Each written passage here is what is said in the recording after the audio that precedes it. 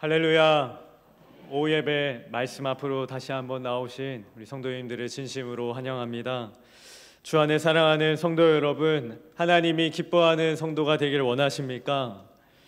하나님이 주목하는 자가 되시길 원하십니까? 저도 그렇습니다.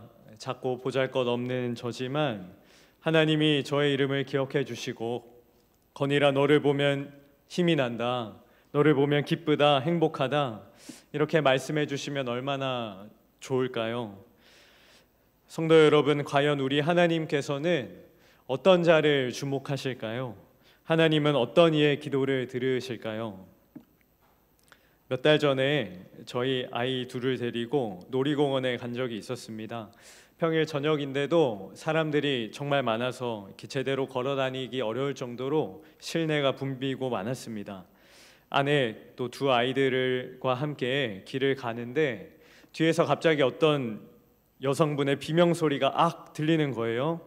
돌아보니까 어떤 여성분이 막 소리를 지르고 있었습니다. 주변의 사람들이 막 쳐다보는데도 여성분 아랑곳하지 않고 계속 막 소리를 지르고 있었습니다. 저도 무슨 일인가 궁금해서 이렇게 쳐다보게 되었는데, 이분이 소리를 지르는 게 아니라 누군가의 이름을 부르고 있다라는 걸 알게 됐습니다. 아마 이분이 엄마였던 것 같아요. 아이 둘을 데리고 오셨는데 그 중에 한 아이가 없어진 거였습니다. 아이가 없어진 줄도 모르고 길을 가다가 없어진 것을 나중에 알아차린 거죠. 그래서 그 아이의 이름을 막 부르면서 정신없이 찾고 있었던 거였습니다. 다행히 근처에 아이가 있어서 금방 아이는 찾았는데요, 이 엄마가 얼마나 자기 아이의 이름을 애타게 불렀는지 사람들이 쳐다보든 말든 아이의 이름을 간절하게 부르는 모습을 보게 되었습니다. 저는 오늘 시편 기자가 바로 이런 상황이라고 생각합니다. 시편의 기자는 1절 말씀에서 이렇게 고백하고 있습니다. 하나님이여, 사슴이 시냇물을 찾기에 갈급함 같이 내 영혼이 주를 찾기에 갈급하나이다.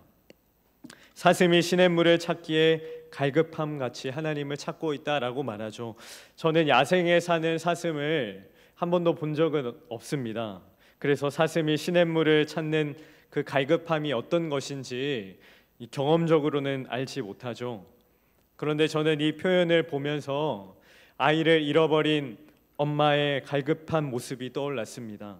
목이 터져라 소리를 지르면서 아이 이름을 부르는 엄마의 간절한 모습, 시편 기자는 지금 그런 간절한 마음으로 하나님을 찾고 있는 것이죠.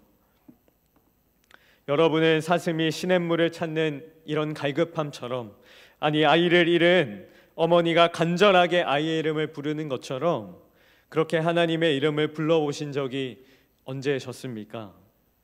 이 사람 저 사람 신경 쓰지 않고, 이 상황 저 상황 재어보지 않고 그저 하나님 앞에 나아가서 하나님, 주님, 아버지 이렇게 간절하게 불러보신 적이 언제셨습니까?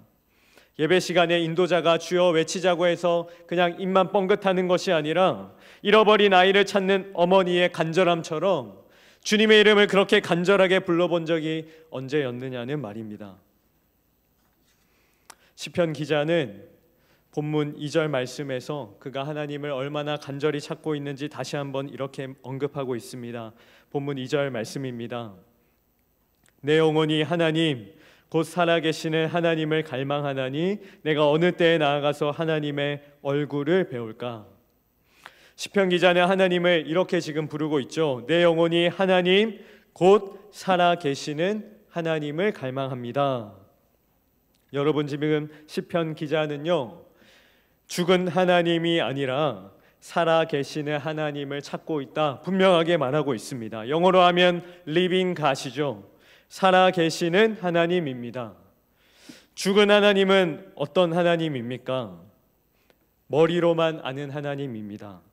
하나님 이런 분이야, 하나님 저런 분이야, 나 하나님 어떤 분인지 잘 알아, 하나님 말씀은 이런 뜻이지, 하나님이 어떤 일을 하셨는지 나 잘 알고 있어.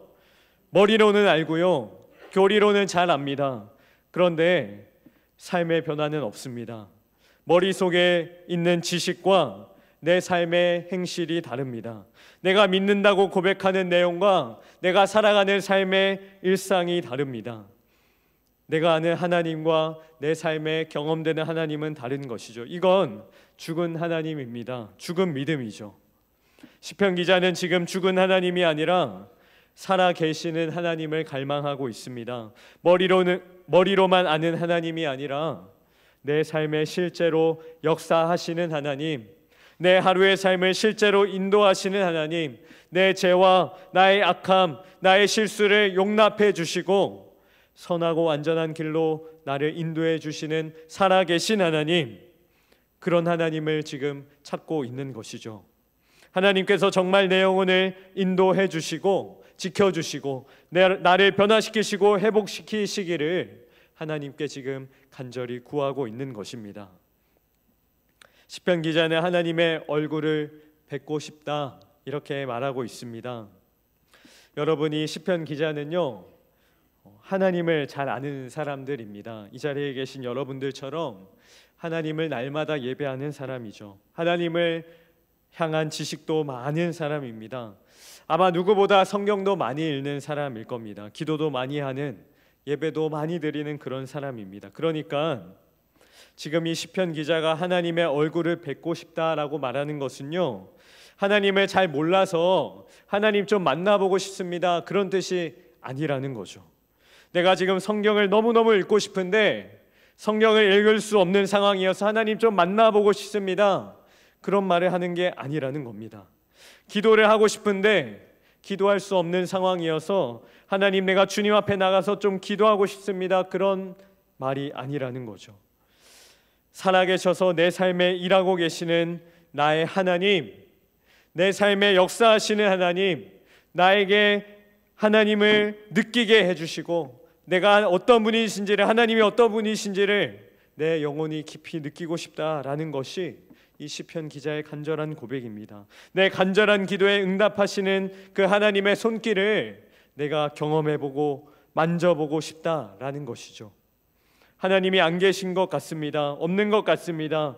하나님이 나에게는 무관심한 것 같습니다. 그런 순간에 아니야, 하나님이 바로 여기 살아 계시잖아. 하나님이 내 기도를 듣고 지금 일하고 계시잖아. 하나님이 나를 지금 주목하고 계시잖아. 시편 기자는 지금 이렇게 말하고 고백하고 싶다는 것이죠. 이 정도면 시편 기자의 상황이 어느 정도 이해되실 거라 생각이 듭니다. 시편 기자는 하나님이 보이지 않는 상황 속에서 간절하게 하나님을 찾고 있습니다. 하나님이 느껴지지 않는 상황 속에서 하나님을 갈망하고 있는 것이죠. 기도도 하고 말씀도 읽고 예배도 드리지만 내 마음으로, 내 일상에서 하나님이 느껴지지 않는 것을 깨버리고 하나님을 간절히 만나고 싶어 하는 것입니다. 그가 얼마나 간절하게 하나님을 찾고 있는지 본문 3절은 이렇게 말씀하고 있습니다.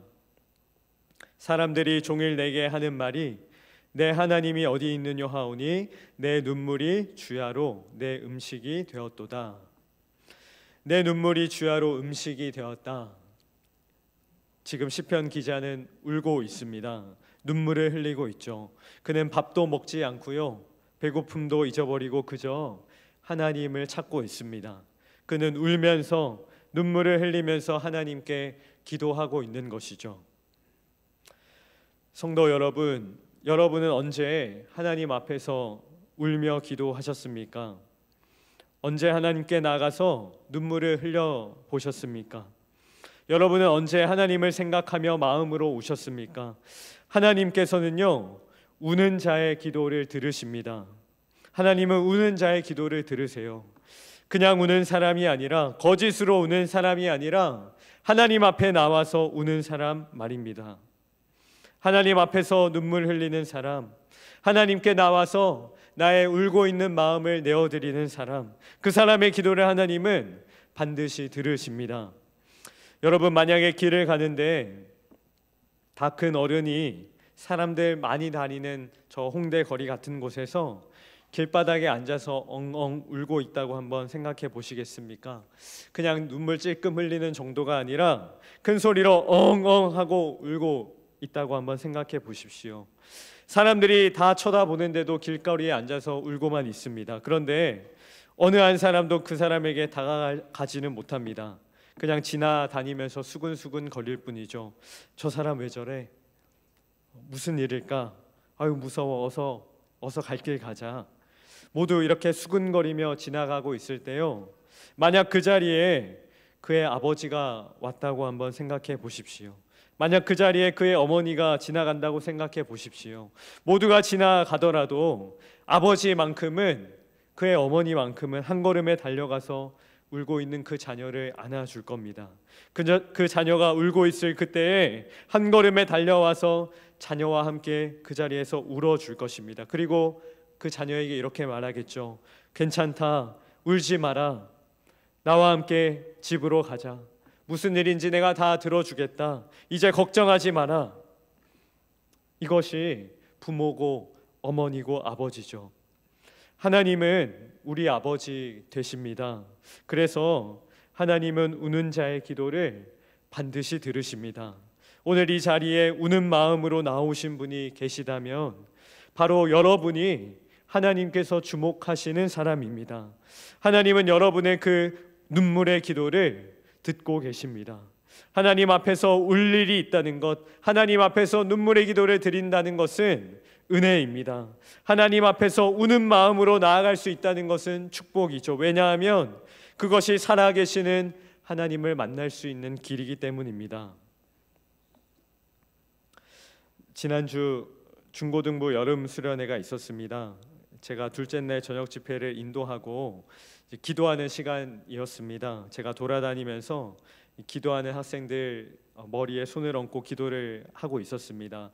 어떤 친구 앞에 가게 되었는데 중등부 한 선생님이 그 친구 옆에 앉아서 손을 잡고 기도를 하고 있는데 엉엉 울면서 기도를 하시는 겁니다.